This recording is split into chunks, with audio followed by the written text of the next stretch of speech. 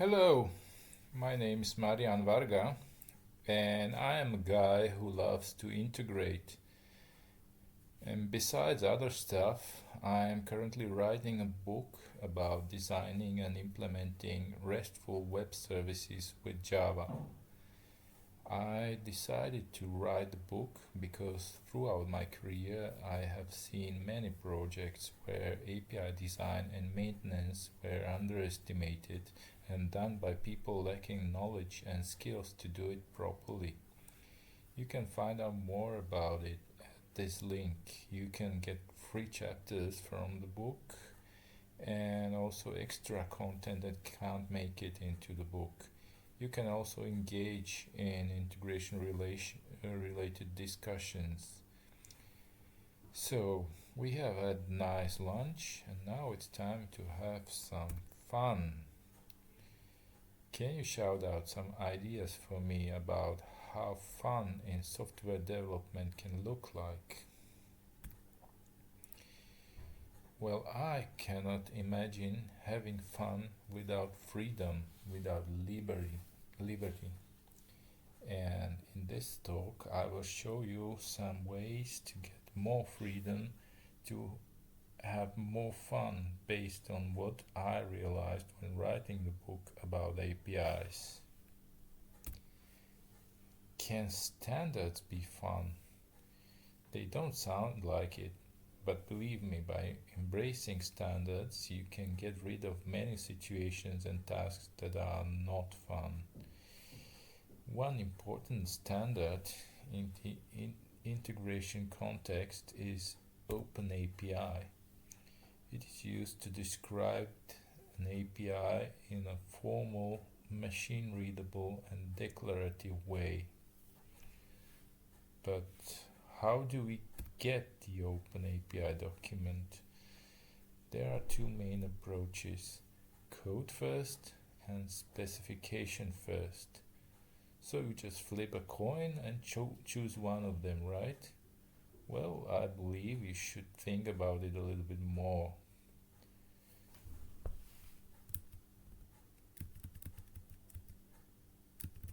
This is just some example Java class. If you look at it, it's an object. Java is an object-oriented language, which means some members are private and others are public. This is called encapsulation. We want to separate the public interface from the implementation. Why are we doing it? Because it gives us the freedom to change the private parts without affecting the clients that can only use the public parts. Would you write a Java class with all members public? Maybe. If you wanted to do something quick, small, not critical, maybe some experiment. But otherwise you would think first and only expose members that need to be exposed. If we do this for APIs within one program, it is even more important for an API that can be accessed from anywhere in the world if you allow it. With the code first approach, you write the code in your favorite programming language and add some annotations, and the OpenAPI specification is generated from the code. So here we have such an application. I can start it.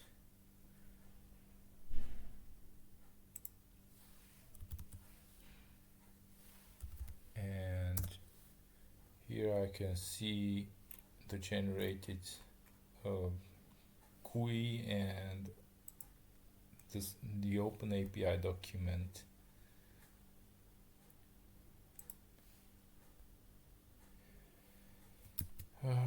What So everything works, but what I see as a problem is that the source of truth of the API specification for this code is scattered across various annotations in various Java classes. So some information comes from some annotations, some is inferred from the data structures passed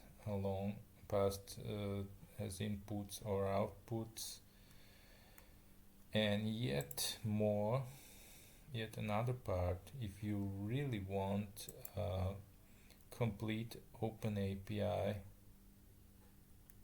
document,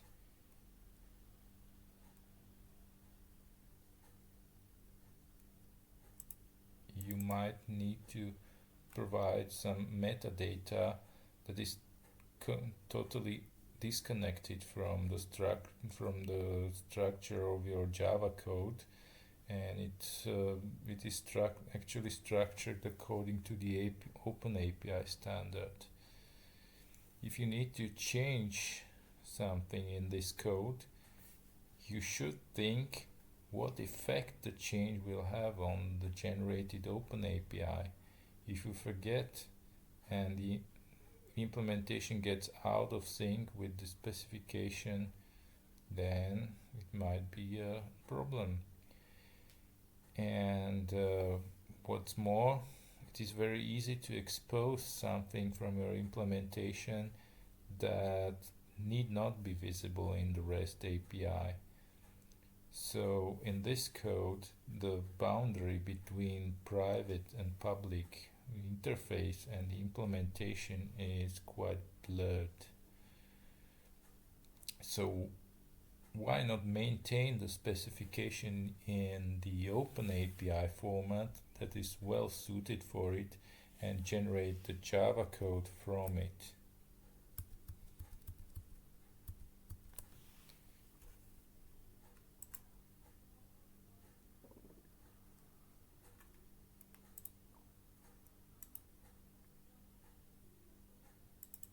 So here we have the specification, and now when I run the build,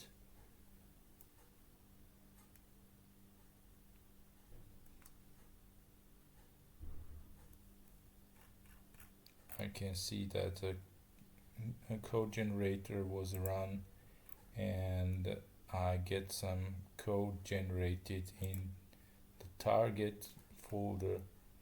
So the code is generated on every build. This way it is ensured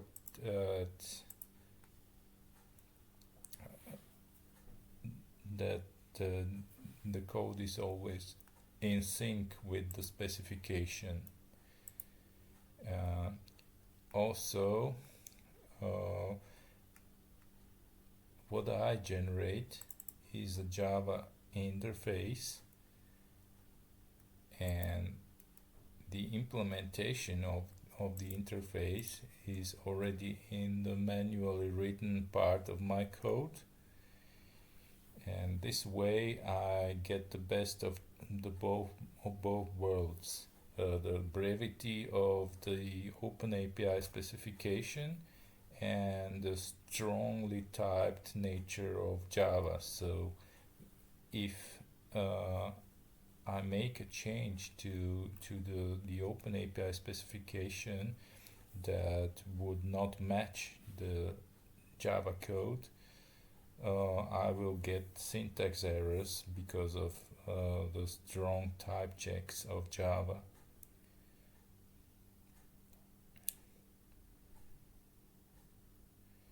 So, and if I need to upgrade something in the framework that I use, or maybe switch to another one, I can do it in one place. I just change something in the configuration of the generator or its implementation, and I don't need to go through the code and look for the details that need to be changed. But still, not in all cases and not all the code related to your APIs can be generated from an OpenAPI. When I was starting with the book,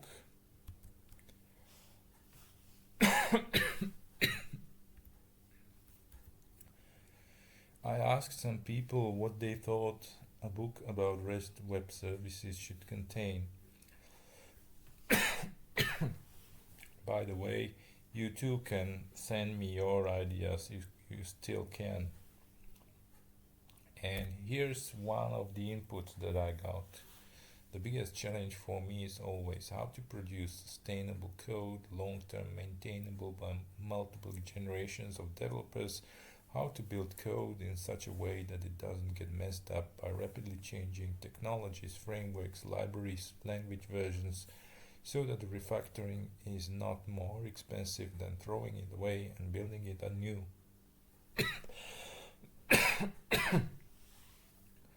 The author of this input is a former colleague of mine. We worked on an integration heavy and legacy application. Legacy software means that it is very valuable to the business, but from the technical perspective, it's not as great. Our application was based on Java EE, deployed to an application server, but the version of the application server and the Java runtime was not upgraded and even became unsupported. Meanwhile, the rest of the company jumped on the microservices wave and used Spring Boot, and so upgrading our JEE server was not a priority. So we tried to go along with the new company standard and started converting pieces of our application to Spring Boot. But maybe we just got from one lock-in to another one. I hope you agree that a lock-in is something that goes against freedom. Unfortunately, it's very easy to get locked in. In a programming language, people start with printing "Hello World" to the console. With frameworks, they start with "Hello World" APIs. Application development frameworks like to make developers believe it is very easy to expose a REST API. As the application grows and there may be multiple applications using the same framework, it is very easy to get locked in before you know it. But there's also a great innovation going on. In the Java world, we used to have Java 2 Enterprise Edition standard, but it was not easy to work with, so we got Spring. Later, we wanted to get rid of deploying to an application server, so we started using Spring Boot. Meanwhile, JEE improved and it became Jakarta EE. We started to containerize applications deployed to clouds and maybe going serverless. This means we want to optimize application startup time and runtime resource consumption. So here we have Quarkus and other frameworks that address this problem by doing as much as possible during build time so that the start time and memory usage can be minimized. Now, how to keep up with this? Instead of jumping to the coolest thing at the moment, also in this case, I think it is good to pay attention to standards supported by community and supported by multiple companies. MicroProfile is a specification that connects the JEE legacy with the new microservice frameworks like Quarkus or Helidon. In this picture, we can see that MicroProfile includes a lot of things that are very relevant to integrations. So we expose APIs with the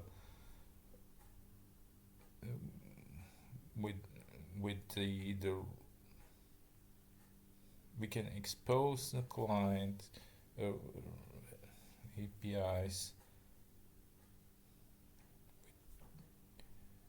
JAX RS. We also can consume APIs using the REST client. We also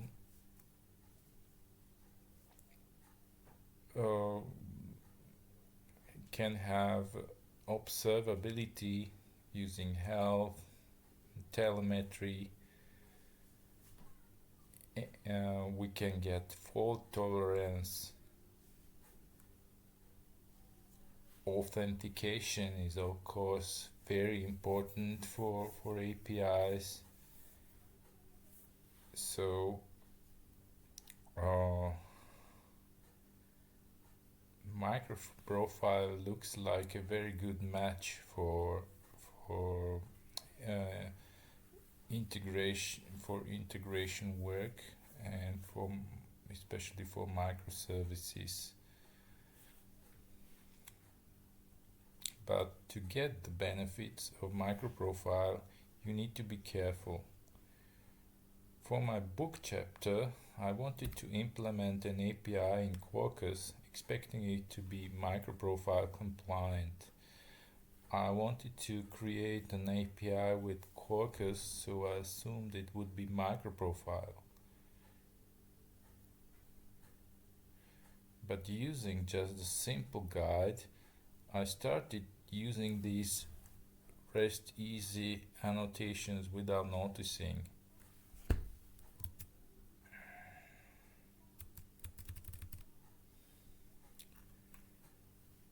So for my path parameters, I had to fix it and use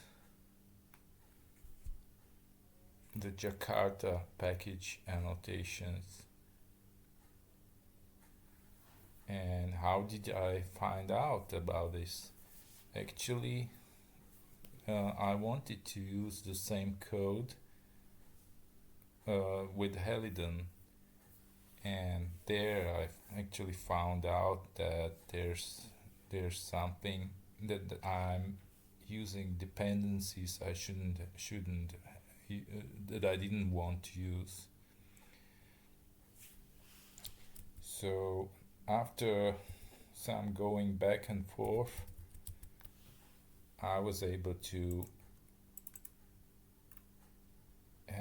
create a REST resource class that is compatible with both Quarkus and Helidon. And another gotcha that I realized is that besides the API integration stuff, usually the second most used feature of a service or microservice is the database access. Even for our book demo, just to demonstrate a working API, we had to use a database so that we can show that when you put something to an API, then later you will be able to get the data.